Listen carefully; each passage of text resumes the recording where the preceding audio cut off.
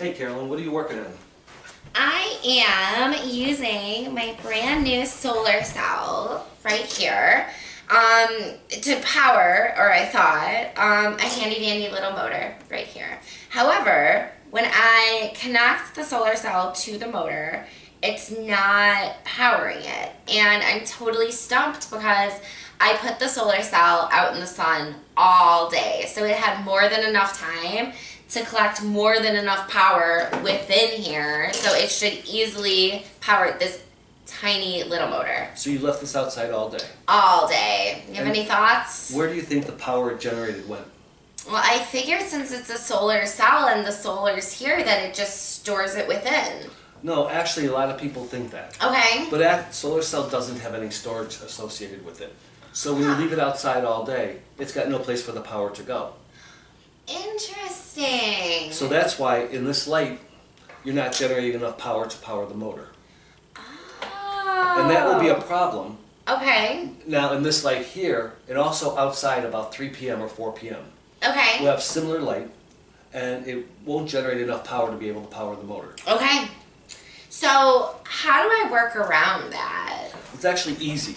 And the way it's done in even the lawn lights and everything is between the solar cell and what you want to power, either an LED or a motor. You put a rechargeable battery. Okay. The solar cell charges the battery stores the power. Okay. So all day the solar cell is putting the energy in the battery, and this is what you use to power your motor. Interesting. So even though I'm going to somehow need to connect that solar cell to the battery and the battery then to the motor's still going to be running on solar power and not battery power? Exactly. Well, it will be solar power that's been stored in the battery. So it still is green energy, clean energy. It's just the battery is not does not produce electricity. It only holds the electricity the solar cell charges. Ah, so it's basically a storage mechanism. Exactly. Huh, interesting. So how do I then go from solar cell, now I know where I have to put the power, to then making this go? Okay.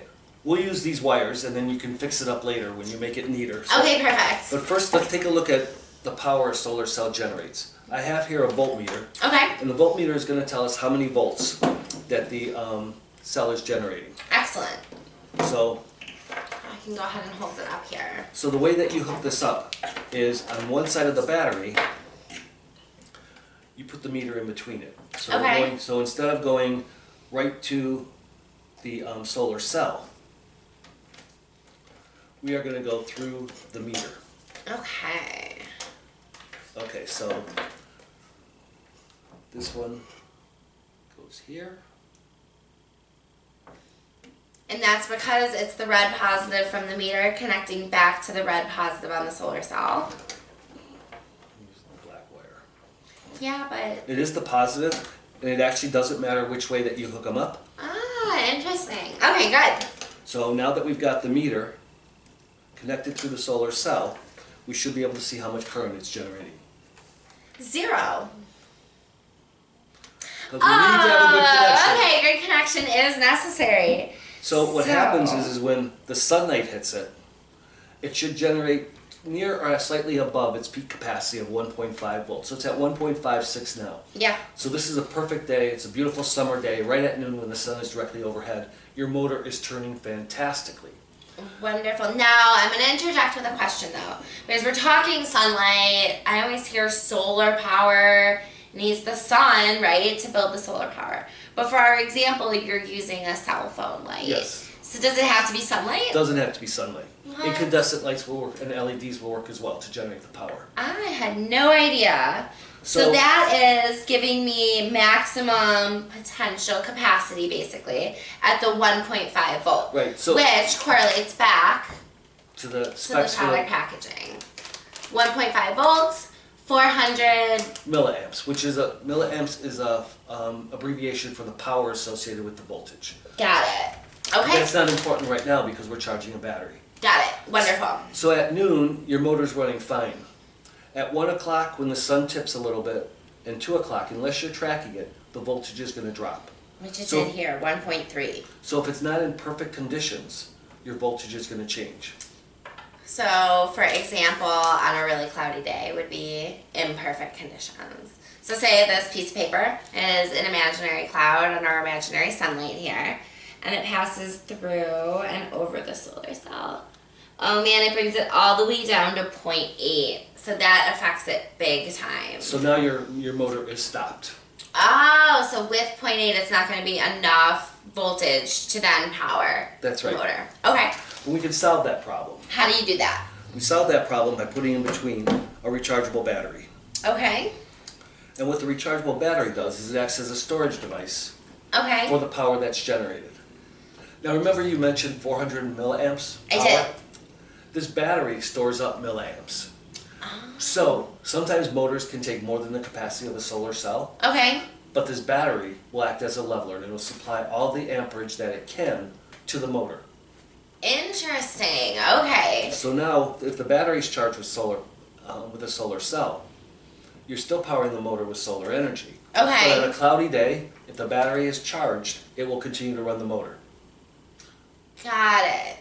So I'm charging the battery by basically filling it with solar cells That's right. absorbed from the sun in a way. That's right. But they need to go somewhere since this does not have that storage container of sorts, and I need the battery to be that. Exactly. Ah, cool. So I have my battery, I have my solar cell, I have a bunch of wires, and a meter, and a motor. How do I make it run? Okay. Again, I'm going to use the wires we have here, Awesome. and then you can make it neater later. I will definitely do that. First thing is we have a white and a black wire Okay. off the solar cell. Yes. We're going to get a battery holder. Okay. This is Where do you get a battery You holder? can get them on Amazon. Okay. And this is a battery holder. And what we're going to do is we're going to hook up the battery holder, the solar cell, to the battery holder. Okay. Plus to plus, Got it. minus to minus. And Got it. the solar cell will now charge the battery. Wonderful. All because of the wires connecting them To the battery. So to now the it's battery charging. and having basically the storage container. Okay. So now we go Awesome. to the motor. What we do is we hook the motor up to the battery. Okay. And here's my handy little motor. I'm going to hook this up, Okay. and then you can test it. Awesome. Okay. Now, we were talking positive to positive, negative, negative. Doesn't matter which side I connect, the white or the black. No, if you connect it one way, it goes clockwise. The other way, it goes counterclockwise. Okay, wonderful. So since I just want to get it to go at this point, not as important. So first one, connected. Can you feel the suspense? I can feel it. Me too. Oh, it's working! Have fun, Carolyn. Oh, I will now. Thank you.